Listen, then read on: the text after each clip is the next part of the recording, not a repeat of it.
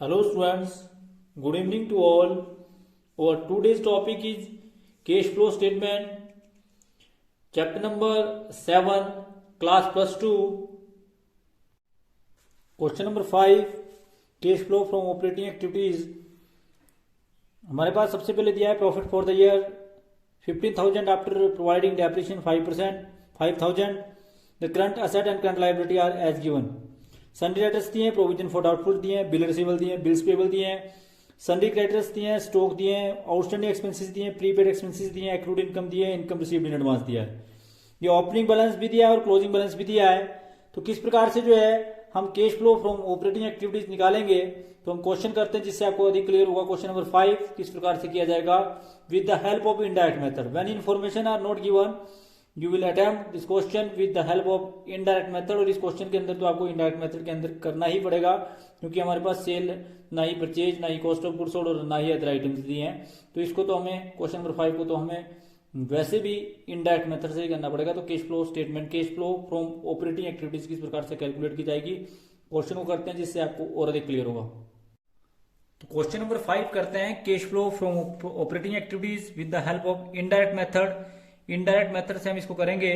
तो indirect method से किस प्रकार से इसको कैलकुलेट किया जाएगा. पर्टिकुलर्स, अमाउंट इन रुपीज और पर्टिकुलर अमाउंट इन रुपीज. तो किस प्रकार से जो है इसको आप करेंगे. तो सबसे पहले आपके पास नेट प्रॉफिट दिया है, तो हम सबसे पहले लिखेंगे नेट प्रॉफिट. तो यहाँ हम सबसे पहले लिखेंगे नेट प्रॉफिट. ध्यान रखें इस बात का, बड़ी डिटेल एक्सप्लेनेशन में बड़े आराम से आप इसको समझें. मैं बड़े आराम से आपको इसको बताऊंगा. नेट प्रॉफिट आपके पास दिया है, जो आप आउटर कॉलम में लिखेंगे 15,000. उसके बाद आप इसमें करेंगे एडजस्टमेंट फॉर. आप इस बात का ध्यान रखें. फिर उसके बाद इसमें जो है ऐड की जाएगी एडजस्टमेंट फॉर, जो भी आपके पास दी हुई है. तो एडजस्टमेंट फॉर में हम सबसे पहले जो इसके अंदर डेप्रिसिएशन ऐड करेंगे. क्या ऐड करेंगे जी. डेप्रिसिएशन ऐड करेंगे. तो डेप्रिसिएशन का अमाउंट हमारे पास दिया हुआ इसमें 5,000. तो 5,000 आप इसमें डेप्रिसिएशन ऐड करेंगे. तो आप इसमें 5,000 जब डेप्रिसिएशन ऐड करेंगे, इसको आप सीधा आउटर कॉलम में लिखेंगे और ये आपके पास टोटल आया 20,000. ये जो 20,000 आपके पास आया, ये क्या आया जी. ये आया operating profit before change in working capital. तो ये आपके पास आया operating profit before change in working capital. Change in working capital. तो ये आपके पास आया 20,000. तो जो आपके पास ये आया operating before change in working capital, जो आपके पास आया वो आया 20,000. अब आप इसमें जो है ऐड करेंगे. ध्यान रखिए इस बात का, जो आपका 20,000 आया ये आया operating profit before change in working capital. अब आप इसमें ऐड करते हैं, जैसे आपको पहले ही बताया कि आप इसमें ऐड करते हैं decrease in current asset. As you know, आप सभी जानते हैं कि इसमें ऐड किया जाता है डिक्रीज इन करंट असेट. तो जो करंट असेट डिक्रीज होंगे उन्हें ऐड किया जाएगा. साथ में एंड जो ऐड किया जाएगा, जो ऐड की जाएगी वो की जाएगी increase in current liability. Increase in current liability. तो जिसमें सबसे पहले आपके पास है बिल रिसीवेबल. तो बिल रिसीवेबल हमारे पास कैसे दिए हुए हैं, ये ध्यान रखिए इस बात का. तो हम सबसे पहले बिल रिसीवेबल, क्योंकि बिल रिसीवेबल जो है वो डिक्रीज हुए. हमारे पास बिल रिसीवेबल शुरू में थे 5,000. इसमें से हमने 4,000 जो है हमारे पास एंड में थे. तो इसका मतलब है ये डिक्रीज हुए 1,000 से. तो सबसे पहले तो इसको ऐड करेंगे. उसके बाद बिल रिसीवेबल के बाद है प्रीपेड एक्सपेंसेस.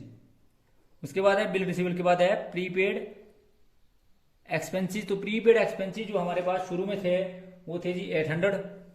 शुरू में जो हमारे पास थे वो थे जी 800 और लास्ट में जो रहे वो रहे 500. इसका मतलब है कि ये डिक्रीज हुए और इसकी वैल्यू जो रही वो रही जी 300. उसके बाद एक्रूड इनकम, ये भी डिक्रीज हुई. Accrued income. तो एक्रूड इनकम हमारे पास शुरू में जो थी वो थी जी 400 और बाद में जो ये रही 200. तो इसका मतलब ये भी डिक्रीज होकर जो है वो कितनी हुई जी 200. उसके बाद हमारी करंट लायबिलिटी जो है इंक्रीज हुई.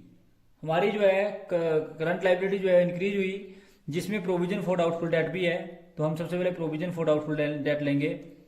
प्रोविजन फॉर डाउटफुल डेट्स, ध्यान रखें इस बात का कि प्रोविजन फॉर डाउटफुल डेट्स में पहले जो है ये इंक्रीज हुई, इसलिए पहले ओपनिंग आइटम लेंगे और फिर हम इसकी तो प्रोविजन फॉर डाउटफुल डेट्स जो हैं वो आपके इंक्रीज हुए. दैट मीन्स कि आप पहले जो है वो करंट ईयर का फिगर लेंगे. तो ये आपका इंक्रीज कितना हुआ जी, ये आपके पास था 1200 और 1200 का जो है वो 1000 रहा, तो इसका मतलब है कि प्रोविजन फॉर डाउटफुल डेट जो है वो भी आपके डिक्रीज हुए और डिक्रीज होके आपके ये रहे जी 200, तो इसको भी आपने ऐड करना है।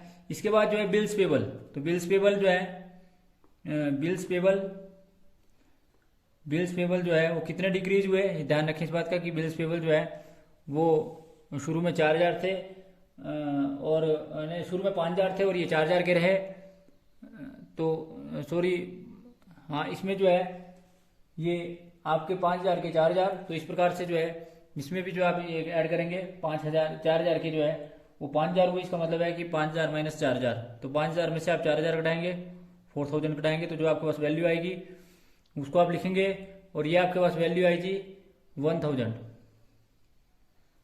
बिल्स पेबल के बाद सन्ड्री क्रेडिटर्स, तो सन्ड्री क्रेडिटर्स जो हैं वो भी आपके पास हैं, तो सन्ड्री क्रेडिटर्स जो हैं वो 5000 बढ़ गए, 10,000 के 15,000 होगी, इसका मतलब है 10,000 जो है बढ़े, 5,000 बढ़े, तो इसको भी आप 5,000 जो है ऐड करेंगे। इसी प्रकार से सन्ड्री क्रेडिटर्स के बाद आउटस्टैंडिंग एक्सपेंसेस, आपके आउटस्टैंडिंग एक्सपेंसेस हैं, तो आउटस्टैंडिंग एक्सपेंसेस जो है वो भी आपके पास जो अमाउंट था वो 2000 का 3000 हुआ, मतलब 3000 में से 2000 घटाएंगे तो ये आपके पास 1000 इंक्रीज हुए, तो टोटल जो इंक्रीज हुए उसको आप लिखेंगे, टोटल इंक्रीज जो आपके पास हुए वो जी 8700, 8700 इसमें आप जोड़ेंगे तो आपके पास आया 28,700, फिर उसमें से आप लेस करेंगे, ध्यान रखें इस बात का, उसके बाद आप इसमें से लेस करेंगे, तो लेस क्या किया जाएगा, इंक्रीज इन करंट असेट, आप इसमें से लेस करते हैं, क्या करते हैं जी, increase in current asset, increase in current asset and decrease in current liability. तो डिक्रीज इन करंट असेट में सबसे पहले हमारे पास सन्ड्री डेटर्स जो है वो डिक्रीज हुए, तो सन्ड्री डेटर्स जो है वो डिक्रीज हुए, सन्ड्री डेटर्स जो है वो कितने डिक्रीज हुए जी, 13,000 में से 10,000 घटाएंगे तो आपके पास 13,000 माइनस 10,000, इसको जब आपने घटाया तो आपको आपने देखा कि ये 3,000 डिक्रीज हुए, ये माइनस के हैं। उसके बाद आप सभी जानते हैं स्टॉक भी जो है डिक्रीज हुआ, स्टॉक जो है वो था जी 9,000 और 9,000 का 7,000 रहा, तो इस प्रकार से ये भी डिक्रीज हुआ, तो ये आपका डिक्रीज हुआ 2,000। और उसके बाद स्टॉक के बाद जो आपके पास डिक्रीज हुआ जी इनकम रिसीव्ड इन एडवांस, मतलब लाइबिलिटी जो है वो डिक्रीज हुई, ये करंट असेट जो है स्टॉक इंक्रीज हुआ, स्टॉक भी इंक्रीज हुआ, और जो आपका डिक्रीज हुआ वो आज आपकी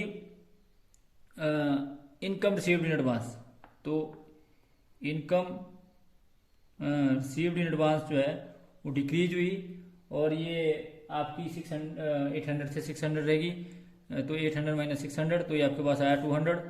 इस सबको जोड़ेंगे आप और ये माइनस में आएगा, और माइनस में जो आपके पास आया ये 5,200, क्योंकि जो आपका लेस करते हैं उसको आप माइनस में लिखते हैं, ब्रैकेट में लिखते हैं, और जो आपके पास बैलेंसिंग फिगर आया वो आपके पास आया जी, यानी कि इसको घटाने के बाद ये आपके पास आया क्या जी, क्योंकि आपके पास इनकम टैक्स नहीं दिया है तो यही आपके पास net cash from operating activities आएगा 30,500। अगर इनकम टैक्स दिया होता तो हम इसमें से लेस करते, तो जो ही हमारे पास आया वो आया net cash from operating activities, क्योंकि हमारे पास इनकम टैक्स नहीं है। अगर हमारे पास इनकम टैक्स होता तो हम ये हमारे पास कैश फ्रॉम ऑपरेटिंग एक्टिविटीज आता, फिर हम इसमें से लेस करते इनकम टैक्स तो हमारे पास net cash from operating activities आता, तो यही हमारा जो है net cash from operating activities आया, ऑपरेटिंग एक्टिविटीज।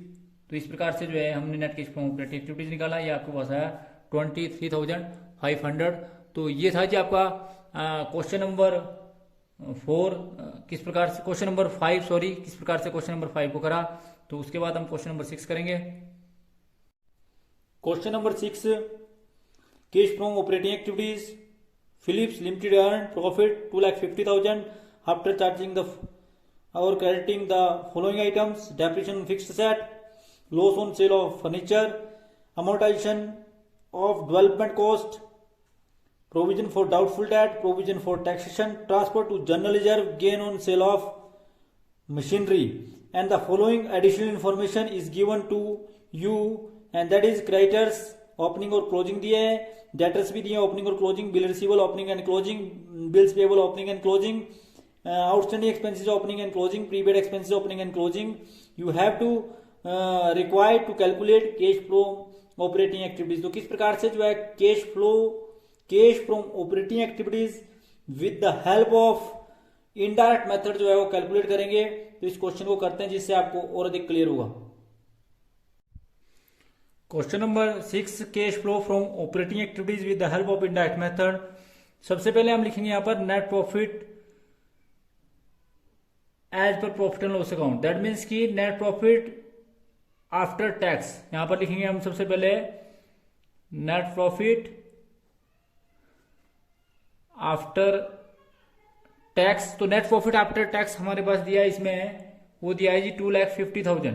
2,50,000 ऐड करेंगे इसमें, आप ऐड करेंगे आप इसमें प्रोविजन फॉर टैक्सेशन, ऐड करेंगे आप इसमें से प्रोविजन फॉर टैक्सेशन. और प्रोविजन फॉर टैक्सेशन है आपके पास, वो है जी आपके पास 35,000. तो जो आपके पास आया वो आया जी आपके पास 2,85,000.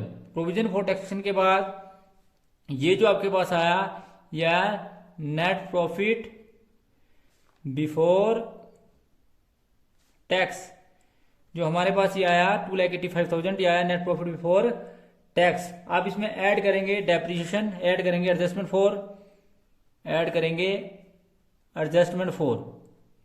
तो एडजस्टमेंट फॉर में जो भी आपकी एडजस्टमेंट होगी उनको आप ऐड करेंगे. तो एडजस्टमेंट फॉर में सबसे पहले आप करेंगे ऐड डेप्रिसिएशन. तो डेप्रिसिएशन हमारे पास दिया है इसमें, इस क्वेश्चन के अंदर हमारे पास डेप्रिसिएशन फिक्स्ड सेट दिया है 20,000. उसके बाद आप ऐड करेंगे अमोर्टाइजेशन ऑफ डेवलपमेंट कॉस्ट. तो इसमें आप अमोर्टाइजेशन करेंगे of development cost. Amortisation of development cost आपके पास दिया इसमें इस क्वेश्चन के अंदर 9,000.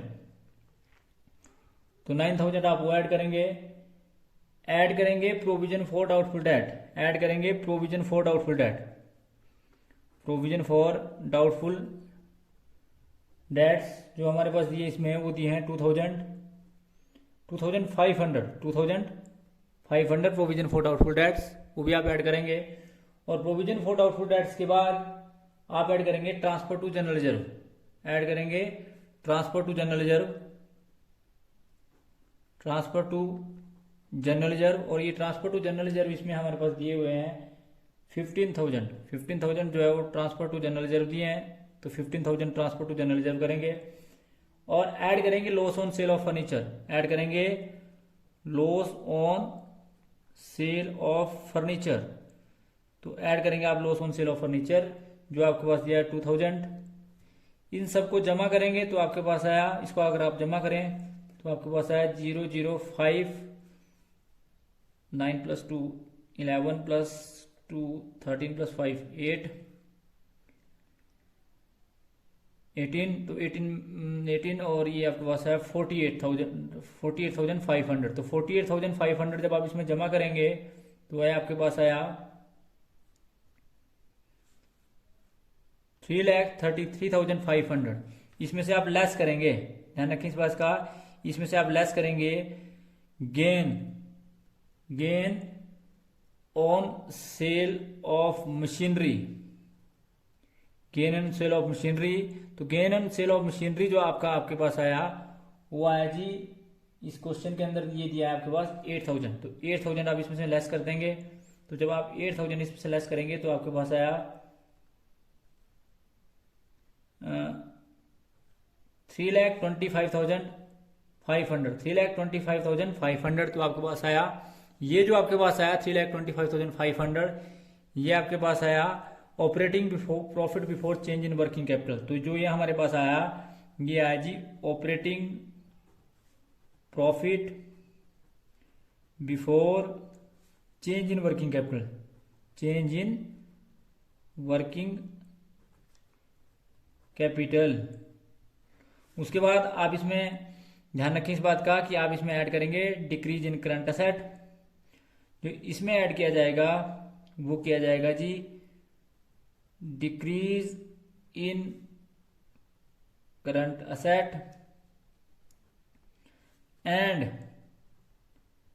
Increase in current liability. तो आप बारी बारी से देखेंगे भी किस करंट असेट में डिक्रीज हुआ और किस में इंक्रीज हुआ।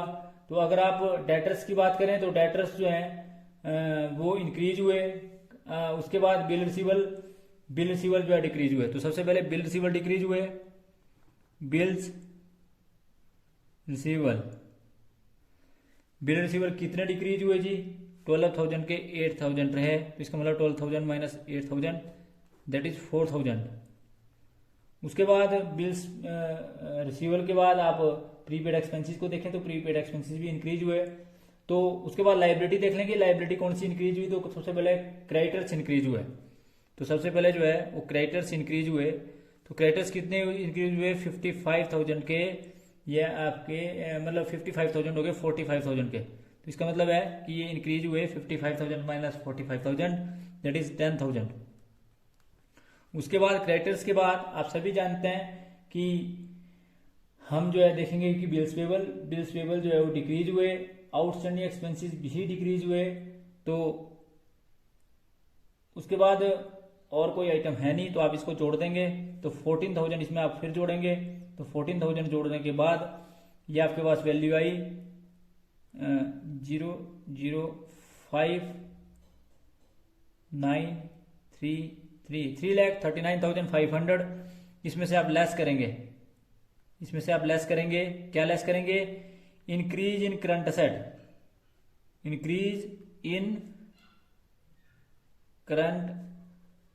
असेट, एंड ध्यान रखें increase in current asset and decrease in current liabilities. तो इंक्रीज इन करंट असेट में हम देखेंगे सबसे पहले इंक्रीज इन करंट असेट में जो इंक्रीज हुए वो है जी प्रीपेड एक्सपेंसेस। क्या इंक्रीज हुए? प्रीपेड एक्सपेंसेस शुरू में थे नहीं और लास्ट में जो है 5,000 हो गए, इसका मतलब है 5,000 से बढ़े।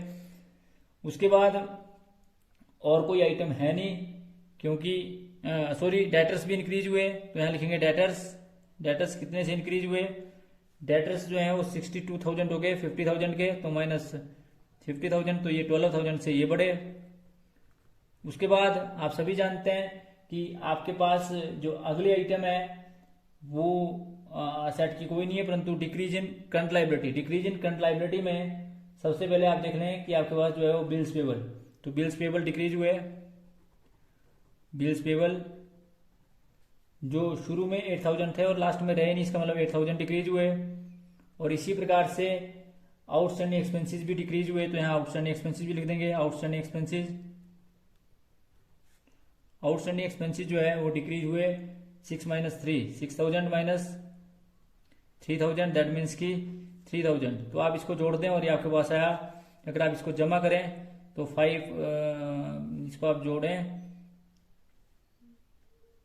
तो ये आपके पास है 28,000 जो है आप इसमें से माइनस कर दें।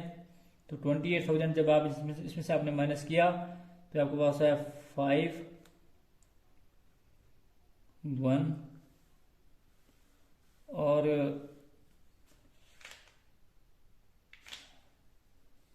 28,000 जब आपने इसमें माइनस किया तो आपके पास आया 3,11,500। ये आपके पास आया कैश फ्रॉम ऑपरेटिंग एक्टिविटीज। और इसमें से आप लेस करेंगे आप इसमें से इनकम टैक्स जो आपने एक बार मेड किया था उसी को आप पेड भी करेंगे, इनकम टैक्स पेड। और जो आपने ये पेड किया था ये आपका था 35,000। कितना था जी? 35,000। ये भी आपने लेस किया, जो आपने लेस किया उसको आप माइनस में लिखेंगे। तो आपने इसको लेस करना है। तो लेस करने के बाद हमारे पास जो आंसर आएगा वो आएगा 2,76,500। ये आपके पास आया net cash from operating activities. तो किस प्रकार से जो है net cash from operating activities आपके पास आया 2,76,500। तो ये था जी आपका क्वेश्चन नंबर 6। किस प्रकार से क्वेश्चन नंबर 6 को किया आपको बताया कि net cash from operating activities जो है किस प्रकार आएगा। तो thanks for watching the video. Please like, comment and subscribe my channel and press bell icon for next notification. Thank you.